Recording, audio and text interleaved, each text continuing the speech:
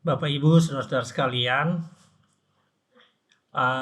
kita sekarang ini sedang dalam masa penantian kedatangan Roh Kudus. Kita pada masa merayakan penantian kedatangan Roh Kudus. Tuhan Yesus telah naik ke sorga, dan sebelum naik ke sorga, Yesus mengatakan dan berjanji kepada murid-muridnya bahwa Dia akan mengirimkan Roh Kudus yang akan memberdayakan murid-murid, menolong, membantu, menghibur, menjaga murid-murid di dalam pelayanan. Nah, Bapak Ibu sekalian, karena itu murid-murid sedang menunggu atau menanti kedatangan Roh Kudus. Saudara-saudara sekalian, menanti membutuhkan kesetiaan. Ya, tidak mudah untuk kita atau seseorang menanti apa yang telah dijanjikan kepadanya. Dan murid-murid Yesus pada saat itu mengalami hal yang sama. Mereka sedang menanti janji Tuhan bahwa Tuhan akan mengirimkan Roh Kudus. Nah, Bapak Ibu, murid-murid mempunyai sikap di dalam menunggu atau menanti janji Tuhan yang telah dinyatakan kepada mereka. Dan pada hari ini kita akan belajar bagaimana sesungguhnya seharusnya sikap kita di dalam menunggu atau menanti janji Tuhan yang telah diberikan kepada kita. Secara keseluruhan sebagai persekutuan atau sebagai gereja di dalam pelayanan, dan lebih khusus lagi kepada setiap orang Kristen di dalam menjalani kehidupannya. Bapak, Ibu, saudara sekalian, kita akan membaca dari 3 ayat di dalam kitab para rasul, kisah para rasul, yaitu dari Kisah Rasul 1 ayat 12 hingga 14, yang bunyinya demikian. Rasul-rasul menanti-nanti. Maka kembalilah rasul-rasul itu ke Yerusalem dari bukit yang disebut Bukit Zaitun, yang hanya seperjalanan Sabat jauhnya dari Yerusalem. Setelah mereka tiba di kota, naiklah mereka ke ruang atas, tempat mereka menumpang. Mereka itu ialah Petrus dan Yohanes, Yakobus dan Andreas, Filipus dan Thomas, Bartolomeus dan Matius, Yakobus bin Alfeus dan Simon orang Selot, dan Yudas bin Yakobus. Mereka semua bertekun dengan sehati dalam doa bersama-sama dengan beberapa perempuan serta Maria ibu Yesus, dengan saudara-saudara Yesus. Bapak, Ibu, saudara-saudara sekalian, dari bacaan ini ya 3 ayat di dalam Kisah Para Rasul ini menjelaskan tentang bagaimana sekitar 10 hari murid-murid dan orang-orang percaya pada saat itu yang jumlahnya sekitar 120 orang menanti atau menunggu realisasi dari janji Tuhan. Dan dari 3 ayat yang kita baca ini kita belajar tentang bagaimana sikap mereka. Sikap mereka sebagai persekutuan dan sikap mereka sebagai individu di dalam menunggu janji Tuhan direalisasikan, ya. Janji Tuhan diwujudkan kepada mereka sebagai persekutuan dan kepada mereka sebagai individu. Saudara-saudara sekalian, ada 3 hal, ada 3 sikap yang ditunjukkan oleh murid-murid dan orang percaya yang kita bisa pelajari dari bacaan ini atau perikop ini. Sikap yang pertama yaitu percaya dan lakukan perintah Tuhan. Murid-murid ini mereka percaya dan mereka lakukan apa yang menjadi perintah Tuhan kepada mereka.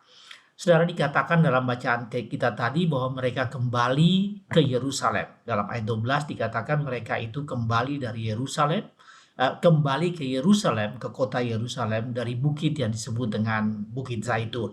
Itu terdapat di dalam ayat 12. Jadi mereka kembali dari Bukit Zaitun ke Yerusalem. Nah, Yesus telah memerintahkan mereka untuk tidak meninggalkan Yerusalem. Di dalam Kisah pasal 1 ayat 4, Yesus telah mengatakan bahwa mereka tidak boleh keluar dari Yerusalem. Mereka harus tinggal di Yerusalem karena di Yerusalemlah janji itu akan direalisasikan. Nah, bisa saja mereka ke Galilea. Mereka bisa saja pulang ke rumah mereka masing-masing atau kota kediaman mereka atau tempat kediaman mereka. Tapi janji Tuhan bahwa mereka akan diberikan Roh Kudus, Roh penolong, Roh yang memberdayakan mereka, Roh yang menghibur, Roh yang bersama-sama mereka ketika mereka harus berada di Yerusalem. Nah, saudaraku, Yerusalem ini memang adalah tempat yang sangat penting bagi kehidupan murid-murid, ya. Yesus dan murid-murid, Tuhan Yesus sendiri lahir di dekat kota Yerusalem, yaitu di Bethlehem, yang jaraknya tidak terlalu jauh dari Yerusalem.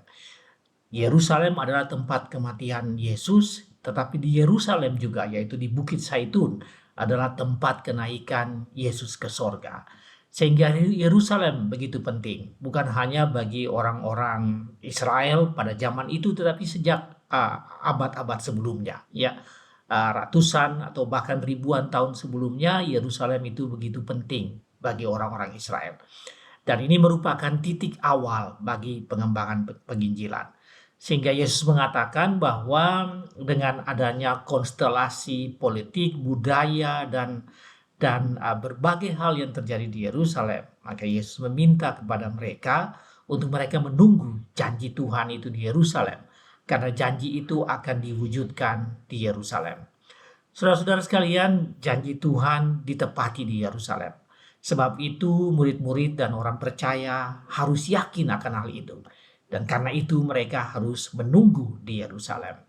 Saudara, sikap pertama dari murid-murid ini adalah percaya akan janji Tuhan. Percaya bahwa Tuhan akan merealisasikan janjinya. Dan sambil percaya mereka harus melakukan perintah Tuhan. Dan perintah Tuhan yang paling utama yaitu mereka tidak boleh meninggalkan Yerusalem. Menunggu atau menanti janji Tuhan diwujudkan kepada mereka di Yerusalem. Saudara-saudara sekalian, janji Tuhan tidak sama dengan janji manusia, apalagi janji para politisi, ya. Janji Tuhan pasti ditepati.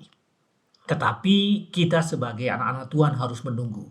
Kita harus yakin, kita harus percaya, harus melakukan bagian kita dalam menunggu realisasi janji Tuhan.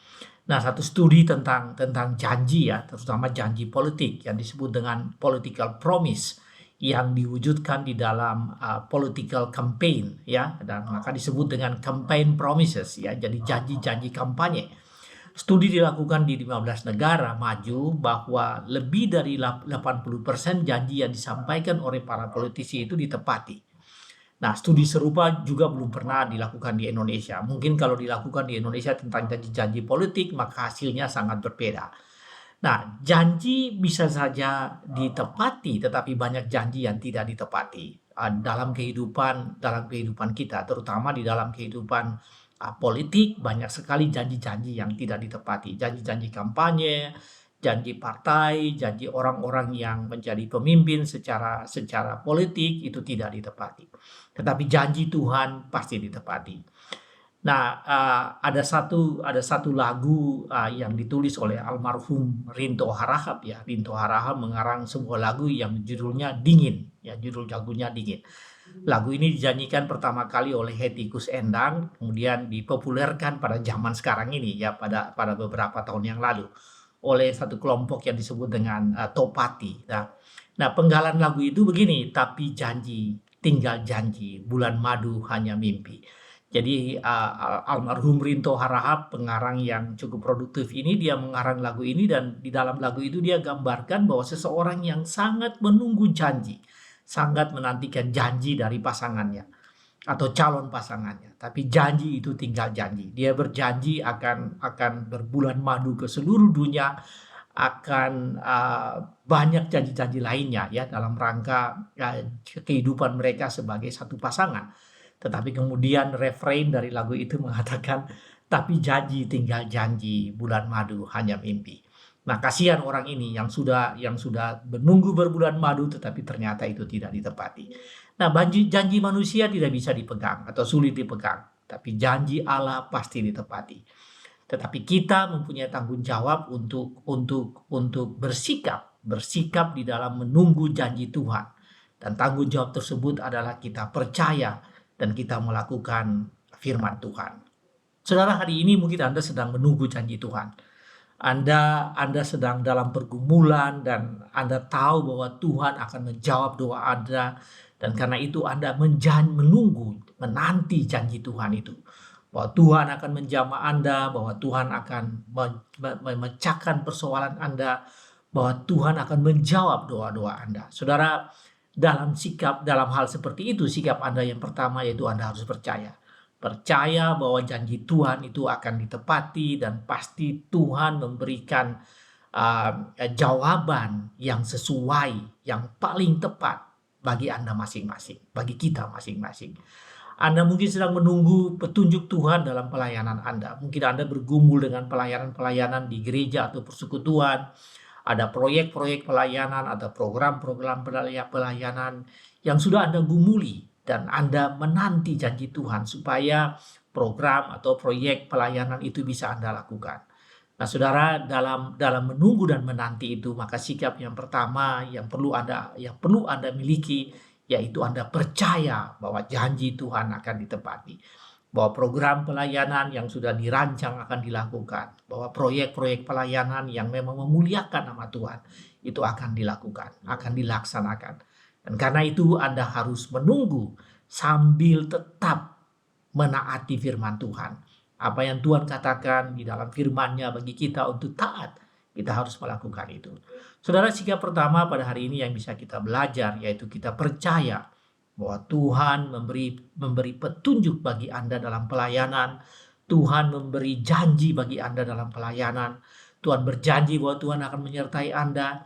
Tapi tidak saja dalam pelayanan, tidak saja di dalam pelayanan, dalam pergumulan Anda pun Tuhan berjanji bahwa Tuhan akan menjawab doa-doa Anda. Tuhan akan memberikan hal yang paling pas bagi kehidupan Anda, sesuai dengan pergumulan Anda. Bapak Ibu, sikap yang kedua, kalau itu sikap yang pertama, maka sikap yang kedua yang ada kita lakukan dalam menangguh janji Tuhan. Kalau yang pertama tadi percaya dan lakukan perintah Tuhan, sikap yang kedua adalah bertekun dalam persekutuan dan doa. Saudara, murid-murid Tuhan itu mereka kembali ke Yerusalem dan mereka naik ke ruang atas, ya, upper room. Mereka naik ke ruang atas di tempat tinggal mereka. Ini menunjukkan satu tempat yang sudah memang tersedia untuk mereka bersekutu. Satu tempat di mana secara privasi mereka bisa melakukan persekutuan. Saat ini mungkin tempat itu ada bagi kita masing-masing. Mungkin kita punya tempat berdoa yang khusus di gereja, di tempat rumah kita, tapi mungkin juga kita punya tempat bertemu, bersekutu di ruang-ruang virtual, di ruang Zoom misalnya, atau di ruang-ruangan lain. Yang pasti bahwa apa yang dilakukan oleh murid-murid ini yaitu mereka punya tempat untuk bersekutu. Yang kedua, sikap mereka ini dikatakan bahwa mereka bertekun dalam doa. Saudara, arti bertekun itu artinya continuous in praying, constantly pray, ya. Artinya bahwa ada banyak hal lain yang harus dilakukan, ya, ada banyak hal yang lain yang bisa dilakukan dan harus dilakukan. Tetapi komitmen mereka yang paling utama yaitu berdoa, itu dilakukan dan itu dipenuhi. Saudara, dikatakan juga di dalam ayat-ayat ini yang kita baca tadi bahwa murid-murid itu sehati dalam berdoa. Saudara, sehati itu artinya united in heart dan in mind, ya. Jadi sehati itu artinya demikian, satu hati di dalam pikiran dan di dalam perasaan, dan mereka berdoa bersama-sama. Ini menunjukkan bahwa tidak ada lagi perbedaan, tidak ada lagi pertentangan di antara murid-murid, tidak lagi setiap orang memiliki interest pribadi yang harus diutamakan. Sebelum Tuhan Yesus mati, sebelum Tuhan Yesus disalibkan, dan sebelum Tuhan Yesus dibangkitkan, mungkin saja murid-murid mempunyai setiap keinginan masing-masing, punya interest pribadi, punya tujuan pribadi.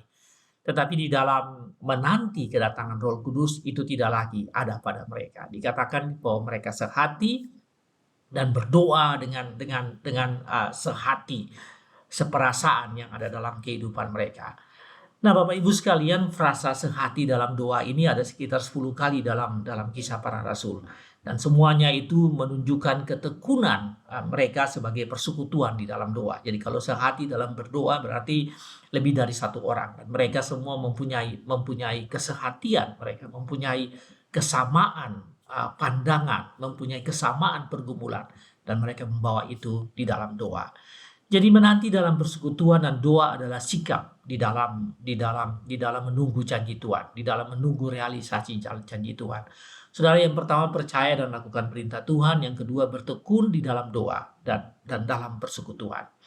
Bapak Ibu Saudara-saudara sekalian, apa yang dilakukan Daniel yaitu menanti pemulihan Israel ketika dia berada di Babilonia dan Persia. Alkitab menjelaskan di dalam kitab Daniel bahwa Daniel mempunyai kebiasaan, yaitu 3 kali sehari dia naik ke upper room di rumah bagian atas, dan di ruangan itu di mana ada jendela yang terbuka menghadap ke Yerusalem. Di sana Daniel berdoa 3 kali sehari memohon pemulihan Tuhan atas Israel. Jadi dia tidak saja menunggu janji Tuhan, menanti janji Tuhan, tapi dia berdoa menunggu janji Tuhan. Jadi Bapak Ibu Saudara-saudaraku, kalau yang pertama tadi percaya dan yakin, yang kedua yaitu berdoa dalam persekutuan, berdoa secara pribadi, menunggu janji Tuhan direalisasikan.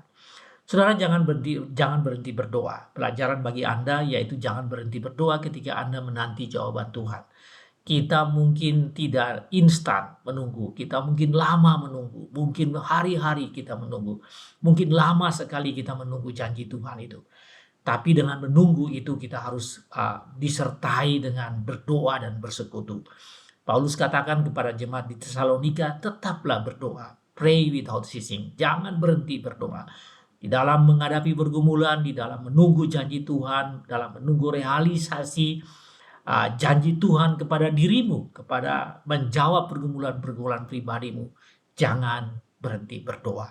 Sikap kita jangan berhenti berdoa dan jangan berhenti bersekutu. Saudara, hal yang ketiga yaitu kalau yang pertama bagaimana sikap kita dalam menunggu janji Tuhan. Yang pertama percaya janji Tuhan dan lakukan perintah Tuhan. Yang kedua bertekun dalam persekutuan dan doa. Dan yang ketiga yaitu bahwa kita melibatkan jemaat dan persekutuan. Saudara, di dalam ayat 14 dikatakan bahwa murid-murid itu kembali dan mereka berdoa. Dan di antara mereka itu ada perempuan-perempuan, ada beberapa perempuan, dan juga ada saudara-saudara. Jadi Maria ibu Yesus dan saudara-saudara sekandung Tuhan Yesus. Saudara, firman Tuhan ingin menjelaskan bahwa tidak hanya murid-murid yang menunggu, yang menanti, dan tidak hanya murid-murid yang terlibat dalam persekutuan antara mereka sendiri, yaitu 11 orang yang namanya disebutkan di sini, Menes Yudas. Tetapi dikatakan di sini bahwa dalam pergumulan itu mereka melibatkan semua orang percaya. Dan dikatakan bahwa di dalam ayat 15 dikatakan bahwa jumlah mereka kira-kira 120 orang. Jadi ini cukup banyak yang melibatkan semua orang percaya, yang melibatkan jemaat di dalam menunggu dan menanti janji Tuhan. Bapak Ibu, di sini dikatakan bahwa ada beberapa perempuan. Nah, ini berarti tidak ada gender distinction, ya, tidak ada perbedaan gender. Meskipun pada saat itu laki-laki adalah orang yang utama, ya, jadi mereka mengikuti garis budaya yang patrilineal, ya. Tetapi dikatakan di dalam ayat yang perikop yang kita baca ini bahwa perempuan ikut serta. Maria ibu Yesus, dan jumlahnya yang tadi saya sebutkan sekitar 120 orang. Jadi perempuan termasuk yang setia dan melayani dan mengikuti Yesus. Kalau kita mengikuti sejarah perjalanan Tuhan Yesus selama dia melayani Tuhan, maka perempuan termasuk mereka yang setia. Ada beberapa perempuan yang setia melayani Tuhan, ikut bersama dalam kegiatan pelayanan, bahkan di kayu salib, ya. Ketika murid-murid sudah meninggalkan Tuhan Yesus dan hanya ada Yohanes yang ada di kaki salib itu, di sana masih ada beberapa perempuan. Jadi persekutuan melibatkan perempuan, ya, dan kaum perempuan mempunyai kesetiaan yang sangat luar biasa yang ditunjukkan di dalam pelayanan dan dalam persekutuan. Dan kita bisa lihat dari bacaan kita tadi bahwa tidak hanya murid-murid, tetapi juga beberapa perempuan ikut serta di dalam menunggu dan menanti persekutuan yang menunggu dan menanti janji kedatangan Roh Kudus. Saudara, di dalam sejarah Alkitab, ya, di dalam sejarah pelayanan dan sejarah perkembangan gereja, banyak sekali perempuan juga yang ikut serta. Ya, salah satu yang kita lihat yaitu pasangan Aquila dan Priscilla. Jadi Aquila dan Priscilla adalah orang yang ikut melayani bersama Paulus di Antioquia, di Efesus, dan di Roma, dan mungkin ada beberapa kota lainnya. Nah, di dalam jadi Aquila berpasangan dengan Priscilla, tetapi yang menarik ketika kita membaca di dalam surat Roma pasal 16 ayat 3, Paulus menyampaikan salam bukan kepada Aquila dan Priscilla, tetapi kepada Priscilla dan Aquila. Jadi urutannya kebalik ya. Saya melihat dari berbagai ayat ya, ketika disebutkan pasangan ini selalu Aquila dan Priscilla, tetapi begitu di Roma pasal 16 ayat 3, di sana Paulus menyampaikan salam kepada Priscilla dan Aquila. Jadi nama perempuan yang nama istri yang taruh di depan, kemudian nama laki-lakinya. Nah, saya menduga kuat ini penghormatan kepada Aquila ya, Priscilla, tetapi pada saat yang sama mungkin juga menunjukkan begitu besarnya peranan Priscilla dalam hari-hari terakhir pelayanan Rasul Paulus di Roma. Nah, Tuhan memberi kesempatan kepada laki-laki dan perempuan dalam pelayanan, bahkan anak-anak, taruna, bahkan seisi keluarga. Itulah yang dinubuatkan oleh Nabi Yoel bahwa ketika Roh Kudus turun, maka bukan saja orang dewasa tetapi anak-anak, bukan saja laki-laki tetapi juga perempuan, bahkan seisi keluarga, seisi rumah, termasuk semua orang yang tinggal di dalam rumah keluarga Kristen, mereka akan bernubuat. Jadi Bapak Ibu, sikap yang ketiga yaitu persekutuan, dan persekutuan melibatkan dalam pergumulan menanti janji Tuhan. Bawalah janji Tuhan itu, bawalah pergumulan itu dalam persekutuan. Dan persekutuan itu menyangkut atau melibatkan perempuan-perempuan, dan persekutuan itu melibatkan keluarga. Saudara, di dalam bacaan kita tadi disebutkan bahwa Maria ibu Yesus dan anak-anaknya. Nah, anak-anaknya di sini artinya saudara kandung Yesus. Dan kalau Anda baca di kitab Markus, di Injil Markus, saudara kandung Yesus itu yang sudah dewasa pada saat itu paling tidak ada 4 orang, yaitu Yakobus, Yoses, Yudas, dan Simon. Itu adalah saudara-saudara Yesus yang di dalam bacaan kita ini ya, jarang, atau di dalam deskripsi Injil jarang sekali nama mereka disampaikan bahwa mereka bersama-sama dengan Tuhan Yesus. Tetapi di dalam Kisah Para Rasul ini Lukas mencatat bahwa keempat saudara kandung Yesus ini ikut bersama-sama dalam persekutuan yang berjumlah 120 orang itu. Dan mereka berdoa, menanti, bergumul bersama, menanti realisasi kedatangan Roh Kudus. Saudara, pelibatan keluarga, pelibatan perempuan di dalam pengembangan gereja itu begitu penting ya, terutama pelibatan keluarga. Ada banyak gereja-gereja di zaman Rasul Paulus, gereja-gereja ya di banyak kota yang diinjili oleh Rasul Paulus adalah gereja-gereja yang berbasis di rumah, di kediaman ya.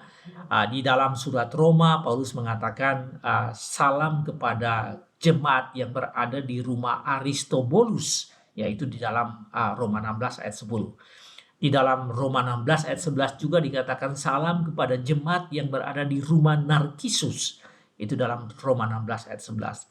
Kepada surat di Efesus, Paulus mengatakan salam kepada Nimfa yang memiliki jemaatnya di Laodikia. Jadi rumah Nimfa ini di Laodikia, dan salam kepada mereka. Salam kepada mereka yang memiliki yang beribadah di rumah Nimfa.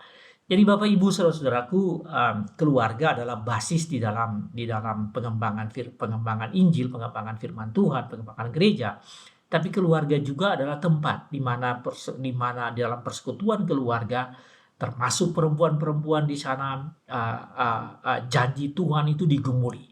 Dan itu terjadi ya ketika murid-murid dan persekutuan atau gereja yang pada awal itu menunggu janji Tuhan, di mana tidak saja orang-orang yang murid-murid, tapi juga ikut serta orang-orang yang lain, anggota-anggota persekutuan yang lain.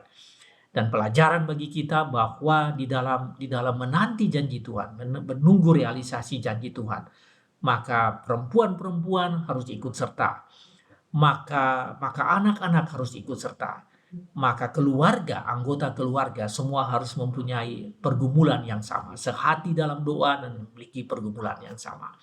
Saudara, apa ini artinya bagi kita? Artinya bagi kita, kita harus mengikutkan, Anda harus mengikutkan dalam persekutuan, mengikutkan perempuan-perempuan. Jadi wanita-wanita itu harus tetap diikutkan dalam persekutuan. Bahkan mereka itu adalah orang-orang yang sangat setia. Ya, perempuan-perempuan ini sangat setia. Persekutuan wanita, kaum perempuan memang yang rajin bersekutu dan berdoa. Dan apabila mereka ada dalam pergumulan itu dan mereka memiliki topik-topik doa, topik-topik pergumulan, maka mereka bisa menyampaikan ini dalam pergumulan, dalam persekutuan mereka. Hari ini saya ingin menyampaikan bahwa manakala satu gereja dalam pergumulan besar, di dalam proyek-proyek pelayanan, manakala setiap orang dalam persekutuan, dalam pergumulan besar, maka bawalah itu ke dalam persekutuan-persekutuan perempuan, persekutuan-persekutuan wanita, persekutuan-persekutuan ibu-ibu yang memang rajin bersekutu dan berdoa. Dan kepada ibu-ibu, lanjutkan itu, tingkatkan itu, bawalah doa-doa syafaat jemaat di dalam persekutuan-persekutuan Anda. Saudara, beberapa hari yang lalu seorang pendeta di tempat saya bergereja menelepon istri saya dan menanyakan kabar kami sekeluarga dan menanyakan tentang pokok doa apa yang bisa didoakan.